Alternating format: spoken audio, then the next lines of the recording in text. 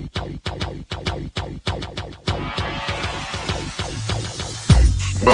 to the ODDSBREAKER'S #1 place for shared, sharp betting information. Welcome back to podcast 50 of 2020, which is actually episode 239. I'm your host, Kiev O'Neill. You can follow me on Twitter at OBKiev. Follow us at The ODDSBREAKERS and follow us on social media / The ODDSBREAKERS. This episode is being brought to you by mybookie.ag.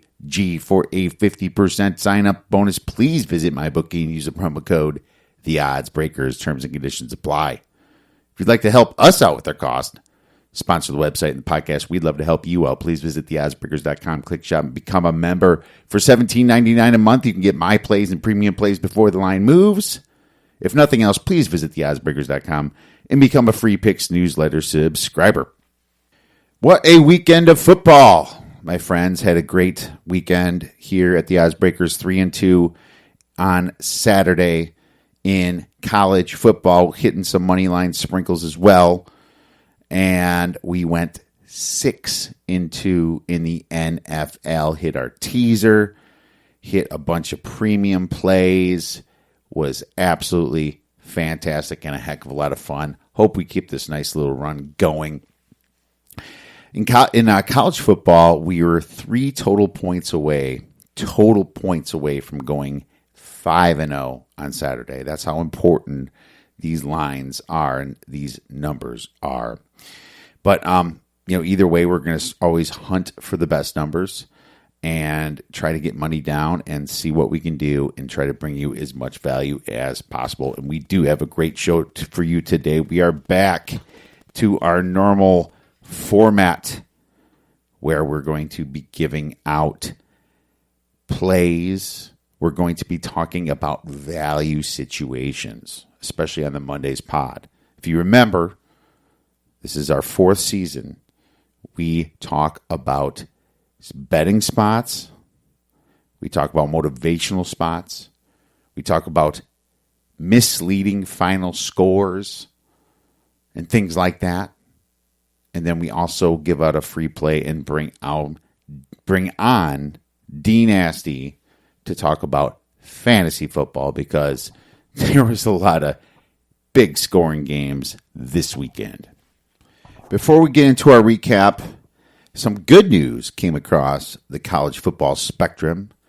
It looks like the Big Ten will be voting again to target a potential start date of October 17th.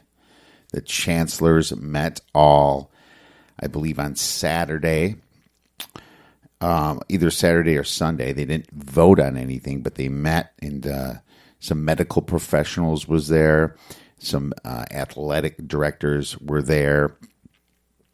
And there are new testing possibilities out there, antigen tests that are rapid, and they give you a confirmed test result within minutes. So that could be a game changer for their philosophy on why they canceled the season in the first place. More safety protocols. As you know, that there's been lots of COVID infections throughout college people. The good news is that we haven't seen any hospitalizations throughout faculty as well. So the Big Ten is right now in a position where they're seeing everybody else play football. They're kind of backed into a corner now and have to act. So my guess is that they will approve the season. They need 8 yes votes to do that from what I'm hearing. So there's going to be a vote within the next couple days to find that out. And now I do not know if there's any national championship college football playoff considerations for them starting so late. But I would imagine if they can just kick out 8 games or something like that, maybe they would be approved to participate in something like that if the college football playoffs are to come into fruition this year. So lots of pressure came on the Big Ten. Nebraska's attorney general threatened the Big Ten As a nonprofit, they were in breach on their reporting, their voting as a nonprofit. They did not disclose that type of information to operate as a nonprofit. So the Attorney General of Nebraska sent them pretty much a cease and desist, saying that they want that information immediately. And I don't think the Big Ten could provide it. So huge pressure coming in from our friends out in Cornfield Land, Nebraska. Anyways, last weekend was a great day, or a great weekend. Saturday was a great day in college football because we still had some decent games out there to watch. There's a lot of blowouts, but there was a lot of barking dogs as well that helped out our pocketbooks and probably a lot of other people's as well. So, a little bit of a recap here. Clemson, they took care of Wake Forest, 37-13, but that's only a 25-point difference, so they did not cover. I think Clemson probably could have covered. They took their foot off the pedal in the fourth quarter, and Wake Forest, they scored some garbage touchdowns to go from 3 to 10. So that's what happened. Dabo Swinney doesn't care about the spread like some other coaches. And whenever a coach does care about a spread, we're definitely going to point them out like we did last year. Duke Notre Dame was a lot closer of a game. Too close for comfort, let's say, for Notre Dame fans. It was 17-13 until the fourth quarter. Then Notre Dame was able to score 10 points to Duke's 0. But this game was really interesting to me. I had it on one TV, and I had the UTSA versus Texas State game on another TV, and that game was awesome to watch. That was fantastic. That was one of our dogs that hit was UTSA. I got to tell you this, Texas State, if their kicker didn't blow it, and if that block in the back didn't blow it, or that blindside block didn't blow it for them, they should have won that game. I thought Texas State was the better team. They had the better second half. This game went to overtime because they missed the extra point. They would have won the game, and they missed the extra point. They went overtime, and then they missed a field goal, I believe. And then, and then UTSA kicked the field goal the next drive. So Texas State, feel bad for them. But at the same time, it's 2 losses. It's sometimes it happens in football. Obviously, the better team doesn't win. But that was probably the most exciting game of the weekend, believe it or not, was UTSA versus Texas State. I really, really enjoyed that game. These kids played with some heart. There were some serious upsets last weekend. Iowa State versus Louisiana. All those poor Iowa State fans buying into Matt Campbell again. You're fired. Sadly, I did bet Iowa State to win the Big 12, which they still could. But I also bet Louisiana as a premium play to cover this and sprinkled the money line because I knew they had a shot to win because I just knew Louisiana was such a great team. Thank goodness that came into fruition. And I just got to tell you, I am very impressed with Billy Napier and what he's done over there.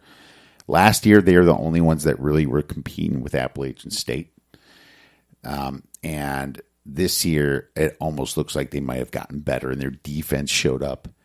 Their offense looked, what it can be. They're playing a Power 5 school, one of the better ones in Iowa State, and they just won the game outright. They went into Ames and literally won the game outright. Huge for this small school here. Huge for Billy Napier. Glad I put in the research in this team to see this spot in that 11.5 point spread. Thought that was a little bit too big for this. I thought it should be between 7 and 10. It was past the key number, so we bet that, and we obviously had to sprinkle that money line. So crazy game, but it was a lot of fun to watch, and congratulations to Louisiana there. There's a couple other upsets in the making as well. On Saturday, Arkansas State beat Kansas State outright after Arkansas State lost to Memphis the week before. I thought Kansas State was a little bit better than that. They were a double-digit favorite. Arkansas State outscored them the second half. They were down by 7 in the first half. They outscored them by about 10 points the second half. Fantastic job there. There might be something misleading in that score, and we'll get to our misleading scores a little bit later. But nice rebound after that Memphis loss for them. Kansas State still young, still up and coming. They only returned 2 positions out of 11 offensive starters. 2 starters returned from the year before. So I'm not going to, there might be some value coming in on Kansas State later. Tulane almost lost to South Alabama. And South Alabama was a double-digit dog. You know that they beat Southern Miss as a double-digit dog the week before. Well, they almost did it again, but Tulane kind of put the pedal to the metal in the fourth quarter, saw a weakness in South Alabama, and they were able to overcome that and win that game. But I am liking what South Alabama is doing, and I plan on being on South Alabama hopefully soon, depending, of course, on how the numbers come out. Coastal Carolina beat Kansas outright. Another upset. Kansas, Les Miles, holy cow. You know, what a difficult position. You didn't return anybody from last year. You're not getting really any big name recruits out there. Must be extremely difficult to come there and try to coach these kids after being an LSU coach. Just blows my mind that he took that job. But at the same time, at this point, I'm rooting for him. I hope to see Kansas get better. But after this game, I don't see how Kansas wins a game in the Big 12. I really do not see it. Big 12 isn't as strong as people think, but still, Kansas is literally that weak of a team in this conference. You suck! Last but not least, Syracuse was only down 4 points to North Carolina. I gave out Syracuse at plus 24 as a free play. And they got 20 points, 21 points actually, unanswered, scored on them the second half. And we lost that one by 1 point. The good thing is that I did see how much North Carolina was dominating them, that yet the ball just didn't bounce their way. They kept screwing up stupid turnovers. They should have been up by 14 to 17 points in the first half instead of 4. And so we bet North Carolina minus 10.5 in the second half, and that easily hit. I was really hoping for that 9-point middle that we had. Missed it by a point. Well, I missed pushing the middle by a point. I would have hit one side and pushed the other. 1.5 points would have hit both. But North Carolina ended up winning by 25 points, and they controlled this game. They're a little bit sloppy yet. I do like Sam Howell a lot. He only had 1 TD and 2 interceptions.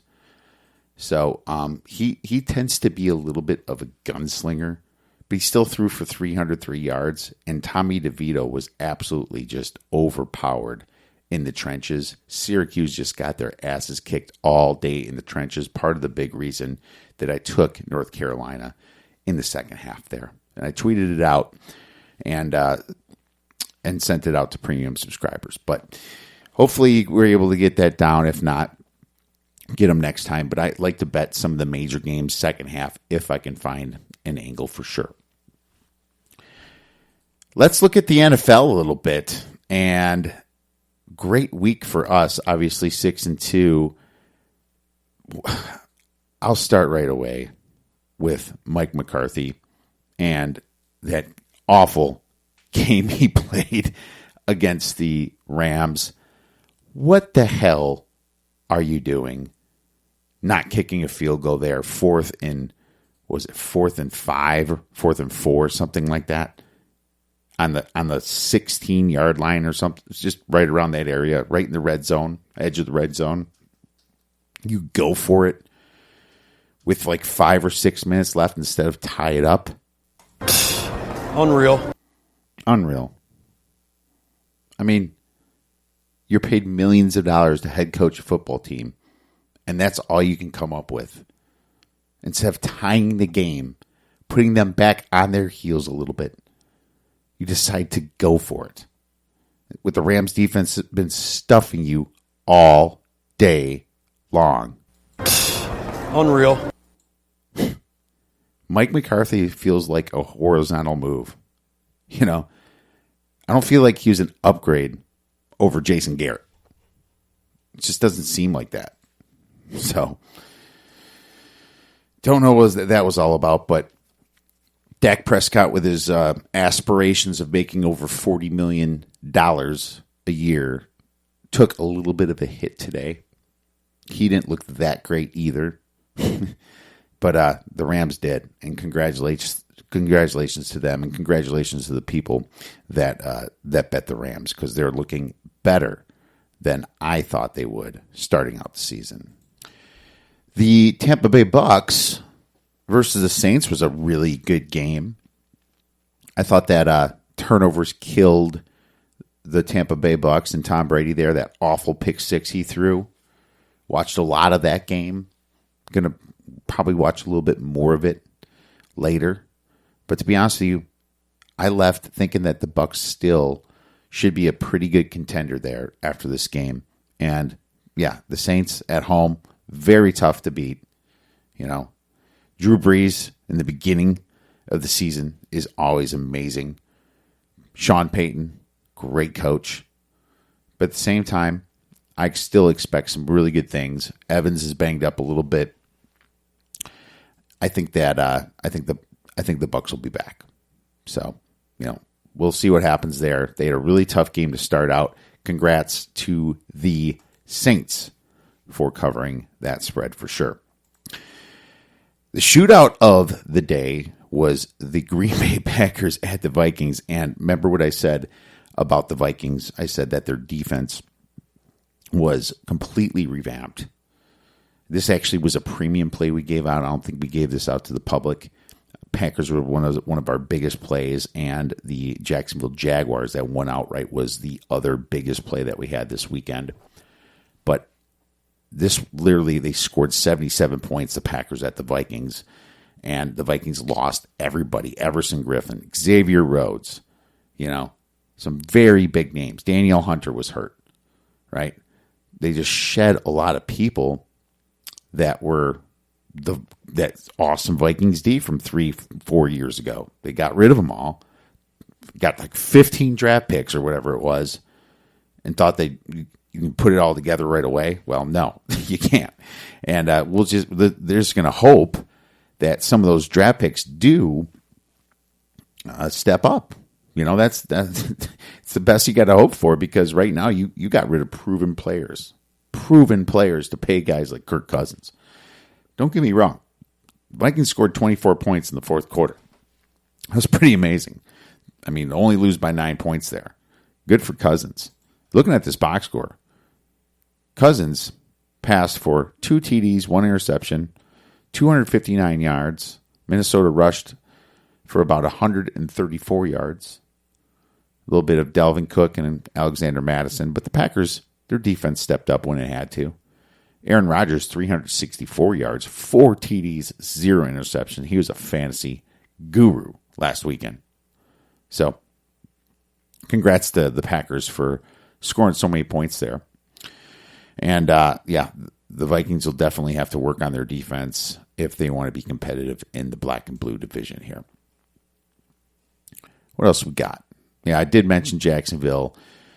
That make it 6 in a row now that they beat the Colts. Last 6 games, ATS at home. They beat the Colts, ATS, and straight up. That's why Jacksonville was our premium play, was mostly for that trend. You heard me talk to David Behrman about that. That's how it became a premium play of ours. We also used it in the Super Contest. Another shootout The Raiders versus the Panthers, 34-30. This thing went down to the final seconds of this game. I cannot believe that Matt Rule did not use Christian McCaffrey when it was fourth down. I cannot believe he didn't do that. What the hell is wrong with you? Just some growing pains from a college coach coming into NFL. But at the same time, I was impressed with what the Panthers did. I was. Teddy Bridgewater, 270 yards, 1 touchdown. Christian McCaffrey, 23 carries for 96 yards, 2 touchdowns. They got some offense over there. Robbie Anderson had a great game. DJ Moore's a stud. He's going to break out a couple games. You got Curtis Samuel there, Ian Thomas. And, Derek Carr had a lot to prove, and he proved that he's the starting quarterback there. 22 for 30, 239, QBR of 72.6, 1 touchdown. He did what he had to do there, and they came back when they had to. Very impressed by what Derek Carr did for the Raiders. The problem with them is they still don't have a hell of a lot of defense. They're going to need some defense. Stop some high-flying teams like Kansas City. So we'll see what happens when they have to face defensive-oriented teams like Denver. And LA Chargers, that is, who barely got by the Bengals. Thank God for A.J. Green's pass interference, which was a call that many times officials don't make. It was a push-off, and I guess he pushed off a little bit. It's kind of like force of habit, and you kind of collide into somebody. You run into somebody. You're a receiver. You run into your defender. You kind of just shove them off and turn around, coming into your route. Well, that happens all the time. And the fact that they called it there was just like, are you going to call that every time? I feel bad for Bengals fans there. And then they missed the field goal. It looks like their field goal kicker got hurt. But at the same time, that's the Bengals. Perfect time to lead into the Detroit Lions, who blew that game against my Chicago Bears.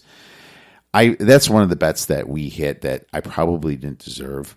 And it's finally nice to be on one of these sides, because a lot of times we do deserve it and we don't get the bet for some reason. It feels like that anyway. But DeAndre Swift, even after the Bears made that comeback, that interception, drove to the touchdown, the Lions drove all the way down the field, right in Swift's hands, drops a touchdown pass. 6 seconds left. No timeouts. And Stafford had to just kind of hurl the next one in the end zone, and the Bears ended up winning that game 27-24. Amazing comeback. I think the Bears were down by at least 14 points. I thought it might have been 20 at some point. Let's see the box score here. The Bears outscored the Lions 21-0 in the fourth quarter, meaning that they were down by 17 points in the fourth quarter. Unreal. Come back to do that made me happy as a Bears fan. Seeing Mitch come back was good, but where is the guy the rest of the game? 20 for 36, that's a lot of throws. Not a great completion percentage, a little bit over 50%. 55 was his QBR. Matt Stafford, he threw the ball a lot. 24 for 42, 297 yards, 1 TD, 1 interception. That dumb interception they did at the end. They decided to throw the ball instead of run it and kick it. That's how the Bears got back into this game. One thing that shocked me was Adrian Peterson. I could not believe Adrian Peterson made that awesome comeback. and all of a sudden he gets 14 carries. He got more carries than Kerryon Johnson and DeAndre Swift. So what the heck is going on there? He barely with the team for a week, and he's like the lead running back there. It's crazy how that happens. But no, all in all, we missed the Dolphins and Seattle's under. We did have Seattle on the side, if you remember. I gave that out weeks ago. But we missed the under on that one, and then we missed the Dolphins. And Fitzmagic almost if he didn't throw that pick, which was questionable to me if they would have threw the flag for interference, I'd have to relook at it. But that close, one pass away from covering that Dolphins spread. But either way, good for the Patriots and Cam Newton. They needed to win that game bad, and they did.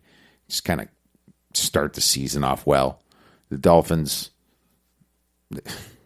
they're still not there yet, but I think they will be better this year. And I'm not sure if that's going to be because of Fitzpatrick throwing, because he threw 3 interceptions, 0 TDs. You know, you wonder if Tunga Viola is going to come in soon. Cam Newton, no TDs, but I believe he did run for 2 of them. The guy's so big, he's huge. So there's going to be a book on the way to beat the Patriots, and it's just how you play Cam Newton. You know, they dink and dunk the whole time. When they play a good team, they're going to get throttled. When a team that can hit Cam Newton, a team that can stop Cam Newton, like the Saints or something like that, someone with a defense. You know.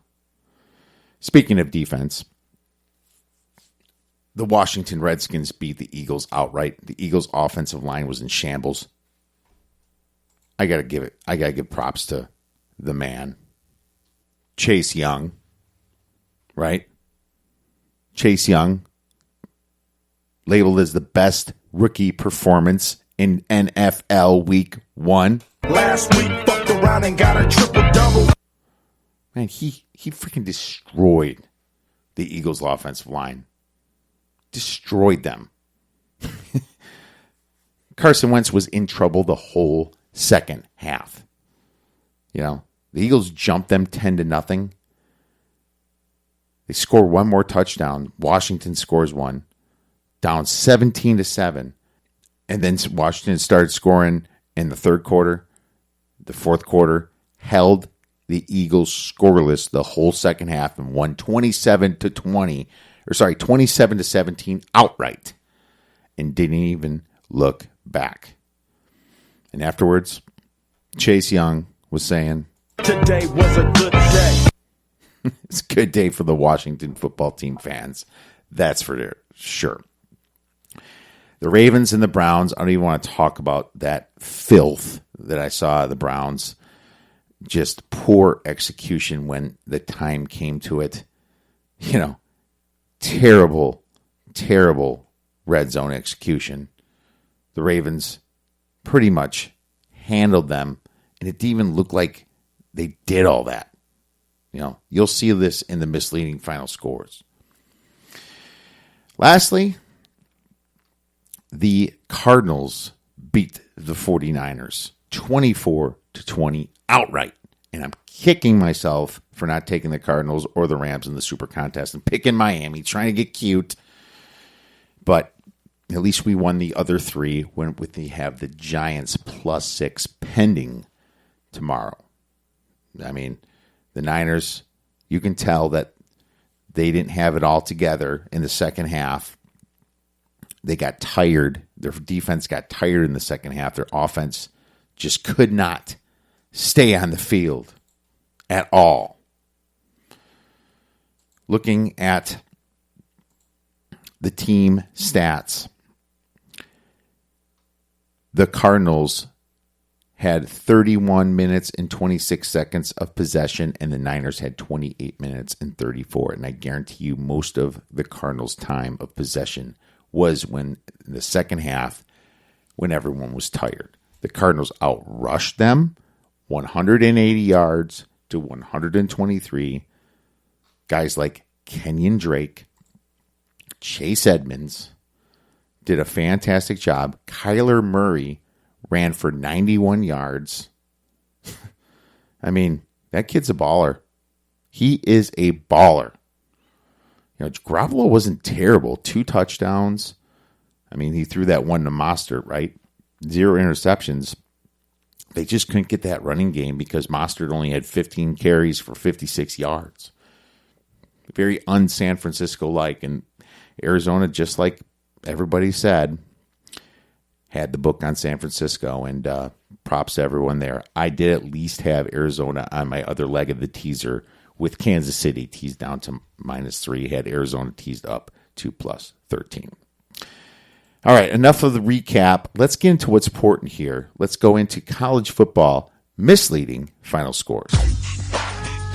And obviously, with a smaller slate, there is not going to be too many of them, but we found 3 misleading final scores from college football this weekend. Iowa State outgained Louisiana 303 yards to 272 yards, but lost 31-14. A 2-0 turnover ratio hurt them, and some bad red zone efficiency. Let's see if Iowa State can bring it back for TCU here in a couple weeks. South Alabama outgained Tulane 419 yards to 394, yet lost 27-24. Not a huge discrepancy there, 25 yards. Tulane made a strong second half there in the fourth quarter. South Alabama just couldn't hold on to that lead. They've been playing with a ton of momentum this year. And finally, Kansas outgained Coastal Carolina 367 yards to 318, yet lost 28-23. Lots of garbage time there, though. And the fact that there was so much garbage time, I didn't make much of an adjustment because of the yards discrepancy in my power ratings, but I did want to point that out. The 3-0 turnover ratio certainly didn't help them either. Next, we have college football, week 3 motivational spots. Letdown spots. Georgia Tech hosting Central Florida is a letdown spot after beating Florida State straight up. It's a huge win for them. And I'm sure they know UCF is a great team, and they're still going to prepare. But after that Florida State win, they have to get up for this. Louisiana at Georgia State after beating Iowa State outright. Georgia State is a live one here. Unfortunately, I really hate their quarterback. He's not good. Hate's a strong word. I mean, I just don't have faith in their quarterback. UTSA hosting Stephen F. Austin is a bit of a letdown spot because they went into overtime and had a big win against Texas State. Took a lot out of these kids emotionally to do that. Get up spots. Middle Tennessee State hosting Troy after that embarrassment versus Army is a bit of a get-up spot. Navy at Tulane after they lost bad at home to BYU. And Syracuse at Pitt after collapsing against UNC North Carolina. Look ahead spots. Wake Forest could be looking past NC State to Notre Dame. They did, of course, play Clemson and lost that, but they're going to have another huge game on the way. Not that I'm planning on betting with Wake Forest necessarily anyway. Always dependent on the numbers, and UTSA could be looking past Stephen F. Austin to Memphis. Now, this is obviously an FCS opponent, but right sandwiched in their big win against Texas State and then looking ahead to Memphis. Something to pay attention to. As the weeks go on, these spots will get bigger and there will be more of them. Now on to the NFL for some misleading final scores. We are going to look at the Chiefs. They only outgained the Texans 369-360, yet won by 14 points. I thought their margin of victory was a little bit big for that yardage discrepancy. I know the Chiefs had control of that game all the way since the end of the first quarter, but still that discrepancy is something to think about. The Falcons outgained the Seahawks 506 yards to 383 yards, yet lost by 13 points. Unreal. Colts outgained the Jaguars 445 to 241 points, yet lost 27-21, 2-0 turnover ratio. The Jags will be fade city next week. Right now, 30% of survivor pools are saying the Ravens only outgained the Browns 377 to 303 yards, yet won 38 to 6. That's terrible. 3-1 turnover ratio helped, but what? 38 to 6? Oh, the Browns are still the Browns. Lots of people were on the Browns this week. That line moved all the way down to 7. Unreal. And finally, the Buccaneers outgained the Saints 310 yards to 271, yet lost 34 to 23 due to 3-0 turnover ratio that absolutely killed them. Brady took the loss and put it on his shoulders, and I am looking forward to see what the lines will be on the Bucs next week.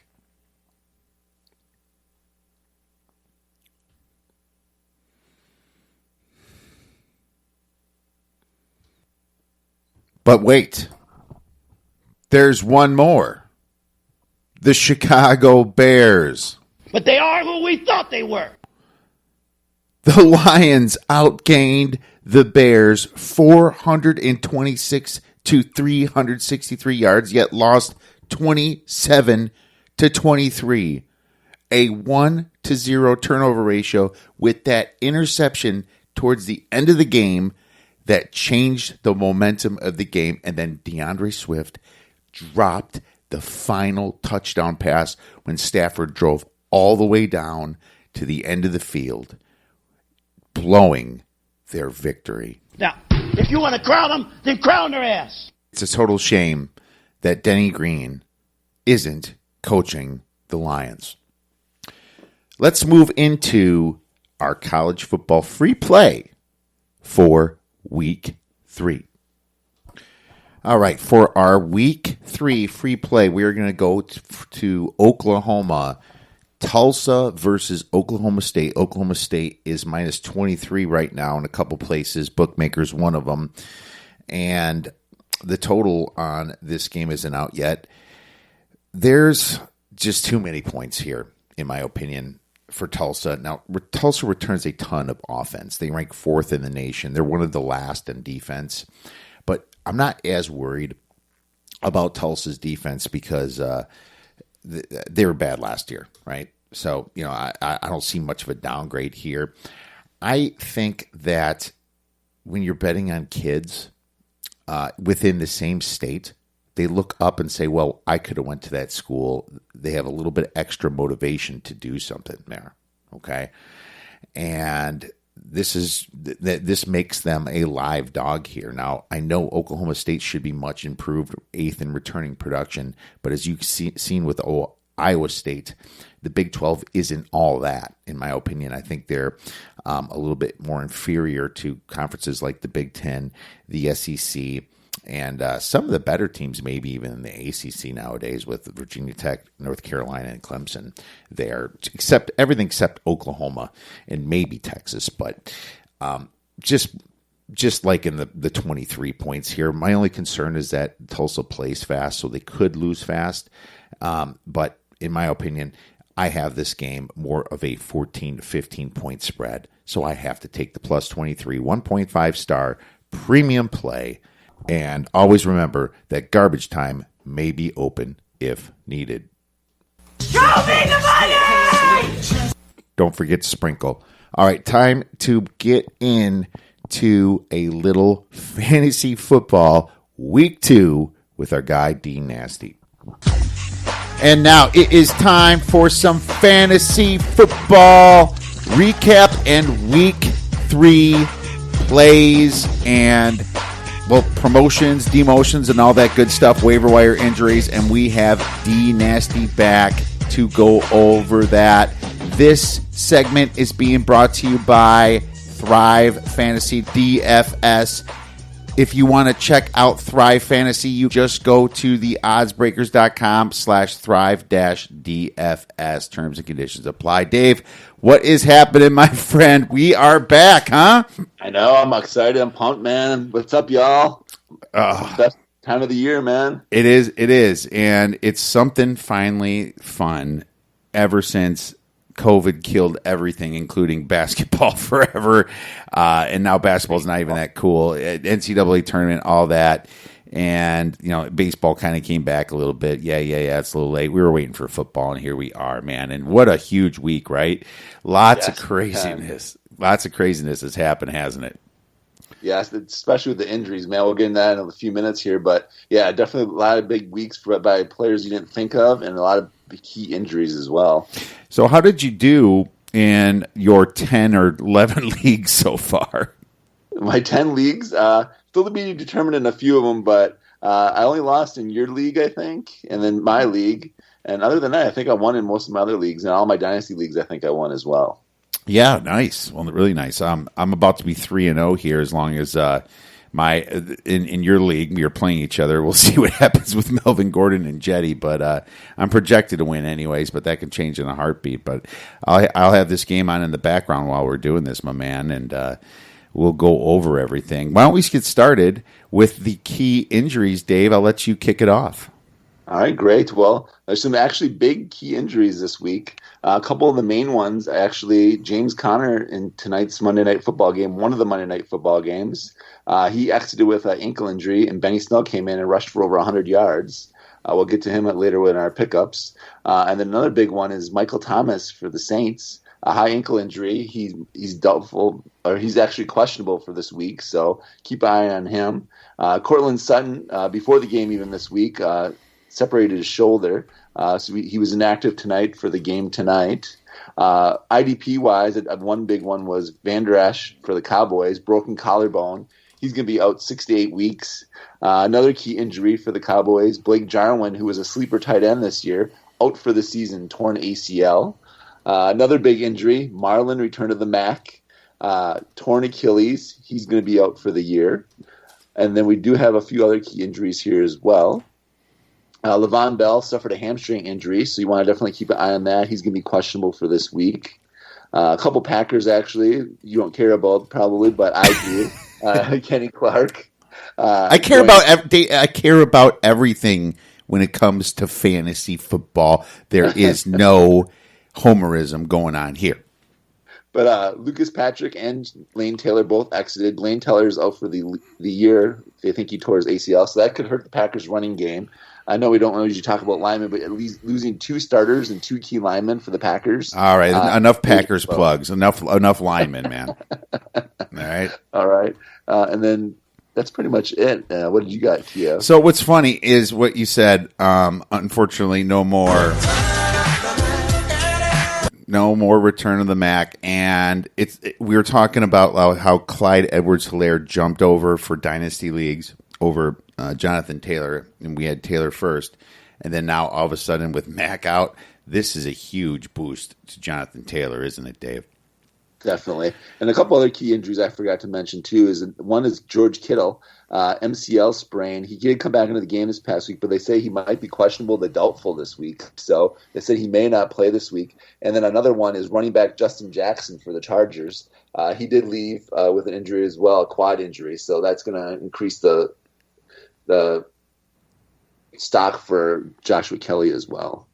All right, man. Well, I think you covered a lot of them. I might say a couple that you said. I have a list. Devontae Parker, I had hammy and he's questionable and possibly even doubtful for next week. Le'Veon Bell, he has a hammy as well. And he left last game, and I don't even think he came back in for the Jets. They were kind of getting their butts beat up anyway by the Bills. Exactly. Michael Thomas had a high ankle injury, but he came back and said he can play through it. But they're going to check him out, as they always do. Duke Johnson on Thursday had an ankle injury, and he's doubtful for week 2, the backup to David Johnson at Houston. Justin Jackson had a quad injury, for San Diego, and I don't think you were starting Justin Jackson unless you had a 14 or 16 team type league. But, he was getting a few carries there, and then Eckler obviously got most of them after that. George Kittle was a little banged up, and he says he's fine, but they're a little bit cautious in that left knee. And Chase Edmonds. I don't actually. Why do I have Chase Edmonds here? I have him in the wrong place. That's all I have, I think, for injuries, Dave. Sounds good. Let's go into the waiver wire then, and I'll get started.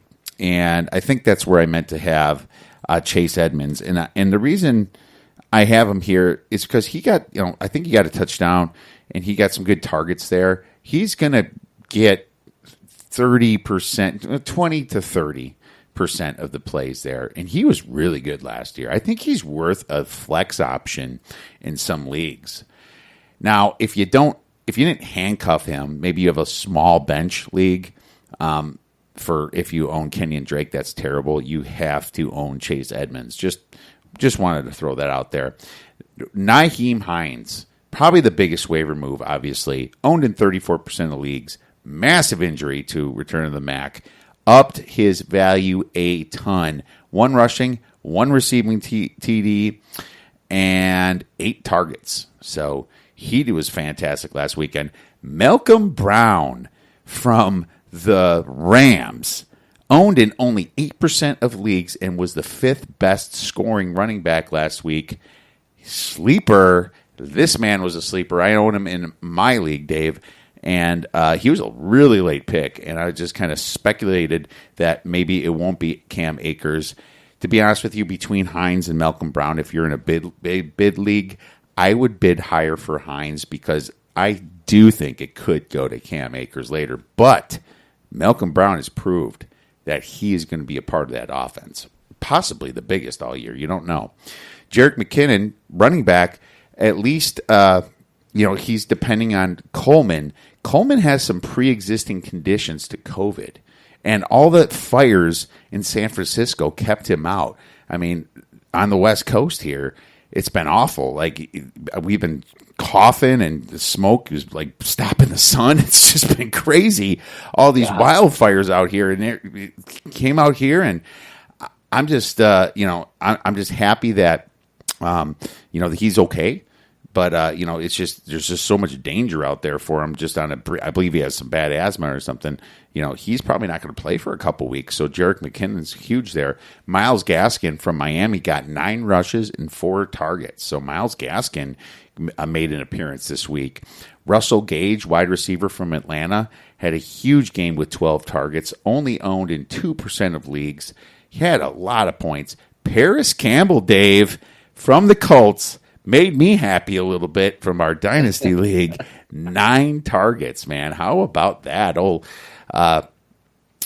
Paris Campbell, I thought he was going to possibly lose out to Pittman, and it's still early, but hey, what the heck? He got some passes there. Frank Reich believed him and believed in him a little bit, and Phillip Rivers threw him the ball. Preston Williams from Miami. Miami's going to have to pick up the slack for Devontae Parker's injury, and it will be Preston Williams if that's the case. Logan Thomas, tight end for Washington, had 8 targets and a TD. If you lost Blake Jarwin, he is going to be probably my number 1 guy, Logan Thomas, if you're in a deep league.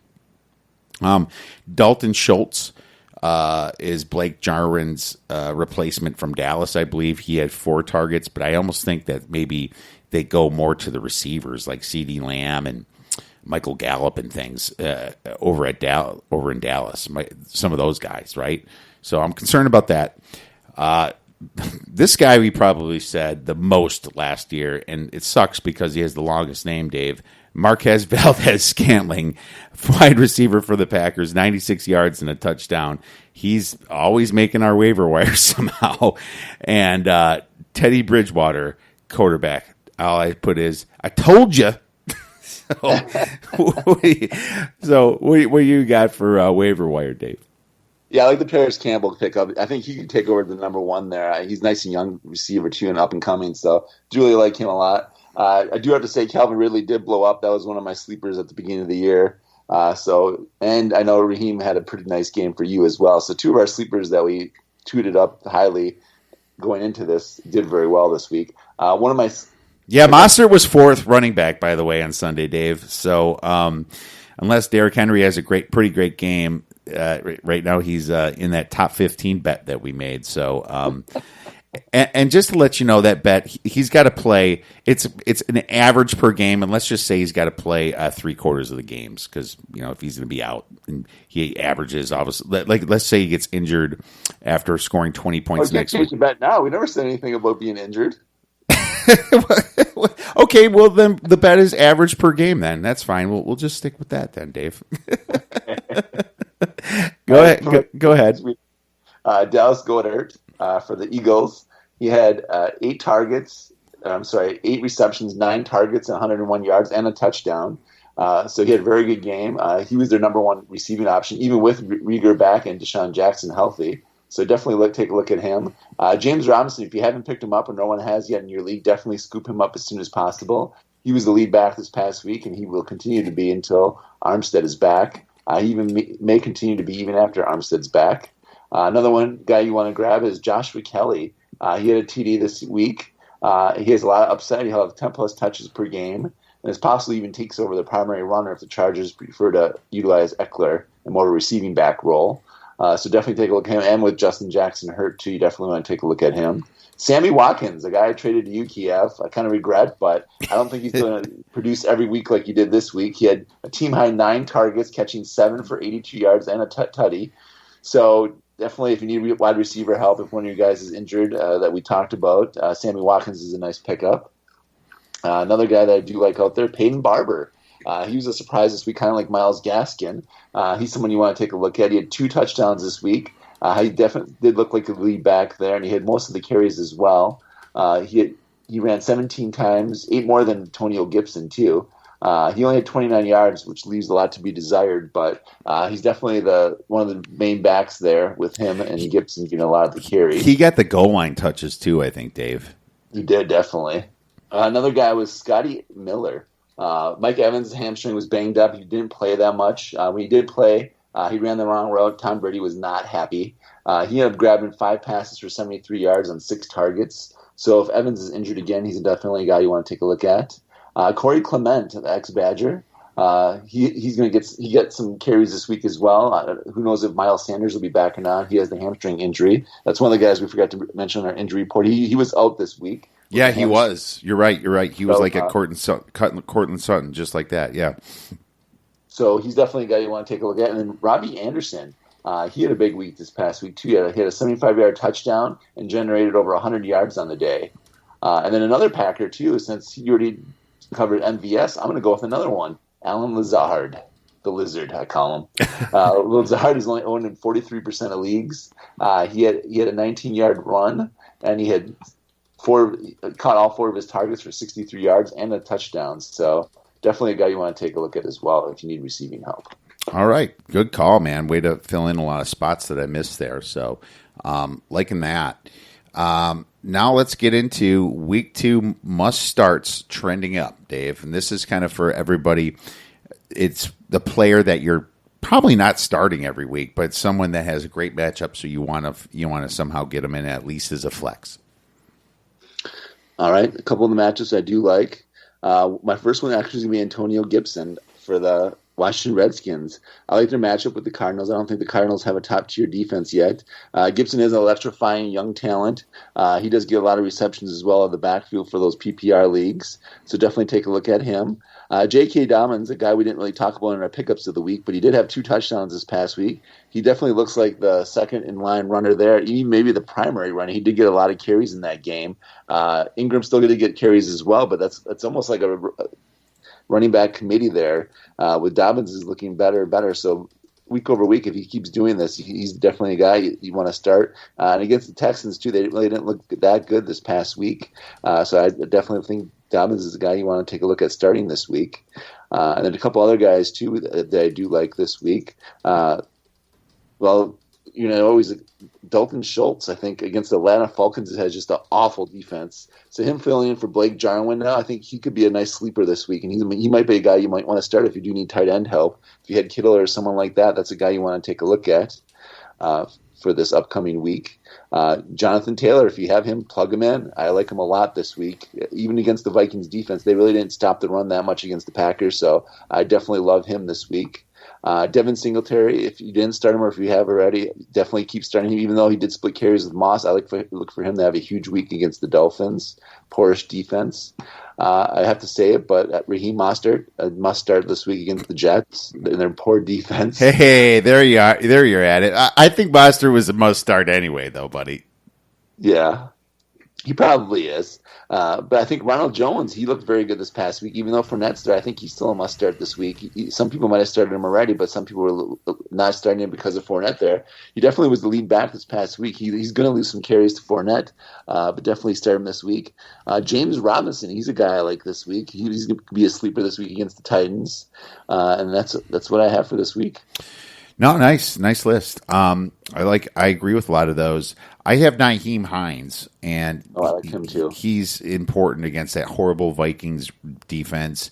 And you have Lazard. I have Marquez Valdes-Scantling versus the Lions, and the Lions have cluster injuries at cornerbacks there, so that's pretty important. When two of their main quarterbacks are injured, the Packers are going to be able to throw the ball against them. That's just the bottom line. Slant routes and quick outs, and they're going to get burned. And Darren Waller, tight end. Now, the reason I have him for the Raiders is because the only way to beat the Saints is through your tight ends. Marshawn Lattimore and Janoris Jenkins are too good at cornerback there. So I like Darren Waller as a sleeper to play, coming in for your tight end position. I really like him this week. I think he's going to put up some points at home versus the Saints. Devin Singletary, running back for Miami. And Miami can't stop the run. They can't. They were the worst against the run. You saw the Patriots run all over them. So he's one to start. Here's a cool one. Scott Miller, wide receiver for Tampa Bay versus Carolina. Carolina's got terrible pass defense, and Tom Brady likes Scott Miller, and he was talking him up all preseason. He's that white boy, Wes Welker, Julian Edelman, Danny Amendola. Right? That's exactly. That's who he's making him. So I bet you he gets a touchdown this week. If there's a prop on Scott Miller, I'm gonna have to take a look at that one. I might have to make a prop bet on Scott Miller this week. Kareem Hunt, running back, and I think he's going to get some work against the Bengals. The Bengals are still the Bengals. They don't have that good of a D. I don't care that the Chargers can do anything against them. The Cleveland linebackers are weak there too. They don't have any good linebackers. They're all young rookies, second year guys. They don't. They got rid of guys, and Kareem Hunt, he's just going to get a lot of work. It's going to be Chubb and Hunt the whole game, in my opinion. I think they're not going to make Baker Mayfield throw a bunch of picks again. That'd be just embarrassing. Kareem Hunt's going to get a lot of yards. So if you have Kareem Hunt, I think he's a must flex in. Leonard Fournette, I have, and you have Jones. I have Fournette. Pick your poison. I think Fournette's going to play well. Obviously, for Washington, for Tampa, he's going to play well against Carolina. He might get a bunch of fourth quarter yards too, right? So that's what I'm hoping for. Now, I have Michael Pittman versus Minnesota's terrible secondary. And because Minnesota revamped their defense, had no preseason to prepare for it. So their defense is going to be hurting for a while. But I would say Paris Campbell too, like you made a point on. I agree with that too. Michael Pittman might score a little bit too. So I'm glad we both said that. Kendrick Bourne, I have him as a kind of a super sleeper versus the terrible Jets D. I mean, Deebo Samuel's on IR. Brandon Ayuk is not even back yet and probably not back this week. Kendrick Bourne got at least 5 targets. I know they're going to throw it to tight ends a lot and to the running backs, but they got to hit some receivers there in San Fran, and Kendrick Bourne's the guy to do it. So I think Kendrick Bourne's going to get a lot of play this week. So those are mine, Dave. I like it. I like the Paris Campbell one for sure, definitely. All right. Well, and Scotty Miller, man, that I'm telling you, that's going to be a fun one this week. Scotty Miller. All right. Week 2 bus. I'll start, and I only have a handful of them. Jordan Howard for Miami, running back, versus the Bills. I think that the Bills D is just too good. I think the Bills might be leading this game, and I think that old Fitzmagic's going to have to try to make some magic to try to beat this Bills team through the air. I don't like Jordan Howard's matchup this week, so I have him as a bust. I actually have Malcolm Brown as a bust versus Philly's run D. Philly at least had a good run D last week. They have one of the best defensive lines. They just were hurting in the secondary, and their offensive line was terribly hurt, this week. So I think Malcolm Brown has a chance to bust, especially it's kind of a letdown after they beat the Dallas Cowboys. But Brandon Cooks is another bust versus Baltimore. He's probably going to be matched up against Brandon Peters, so forget about Brandon Cooks this week. Battle of the Brandons. Josh Jacobs versus the Saints run D. Josh Jacobs is a must start normally, and he really had a great week last week, but it was against Carolina. I tell you, if you have better options, I would consider benching Josh Jacobs against the Saints run D this week, and they might be throwing the ball if they're down to the Saints a lot too. So I'm concerned. I mean, it'd be hard not to start him. You'd have to have two really good other options and some good receivers. But just wanted to throw that out there. That is a tough matchup. Melvin Gordon versus the Steelers D. You see what the Steelers did to Saquon Barkley. Pretty much stopped him completely. He couldn't go anywhere against the Steelers D. Well, Melvin Gordon is not going to go anywhere either. And Sonny Michel, running back against the Seahawks, he's going to have a bust week as well, Dave. Who are your busts? Well, I like Jacobs this week, so he's not one of my busts, actually. I think the Raiders-Saints game could be high scoring. A guy, too, that we didn't discuss, Traquan Smith. If Thomas is out, that's a guy you might want to take a look at for that game. I do agree with Sonny Michel. I think he will have a bad game against the Seahawks. And there's just a committee there, and they play so many running backs. It's really hard to pick a running back there. I do look for David Johnson, who had a very good week last week. Both of our Ravens are up-and-coming defense, and they got some young guys on defense along with some veterans. I do look for David Johnson to have a down week and be a bust this week against the tough Baltimore defense. Also, I think Saquon will struggle again this week against the Bears. I think the Bears do have a good defense. I'll throw some props out there to your team, Kiev, but I do think Saquon will struggle again, not as much as he did tonight, but I think he will not have as great of a game as we expect him to next week, so I do downgrade him to the bust category as well.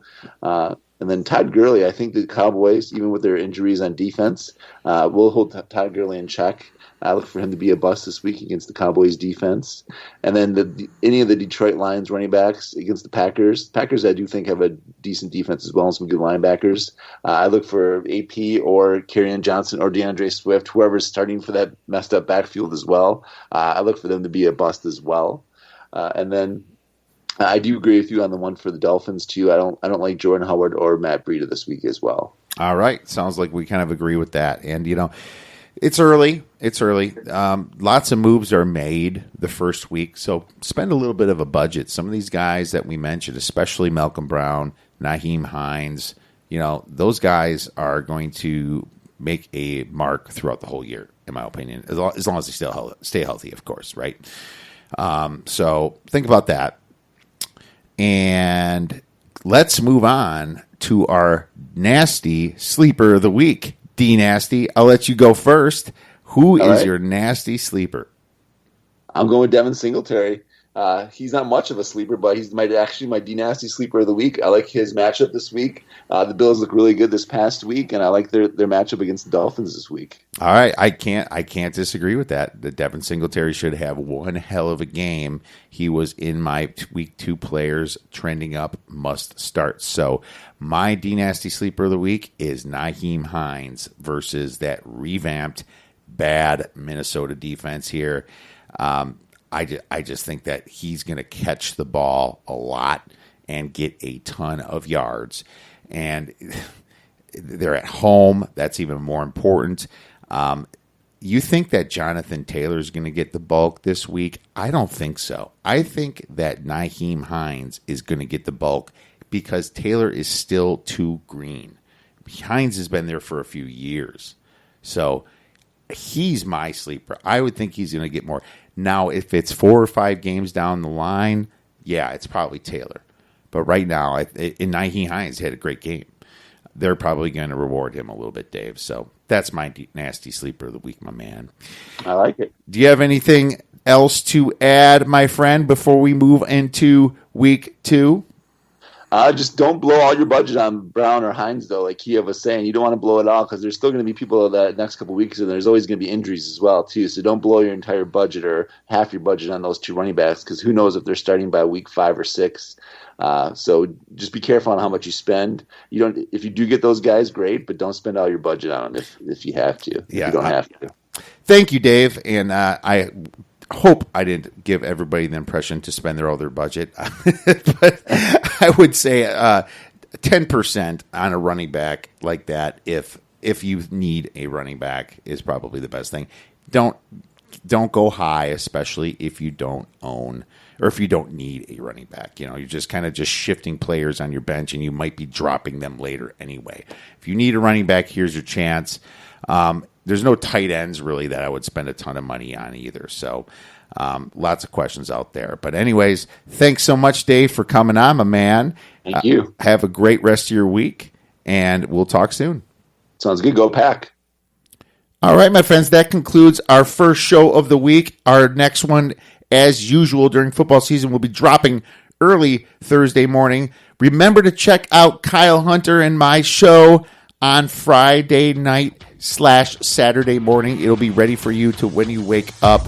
It's a last look at the college football and some of the NFL lines. Everybody have a great rest of your week. Stay safe and go get some winners.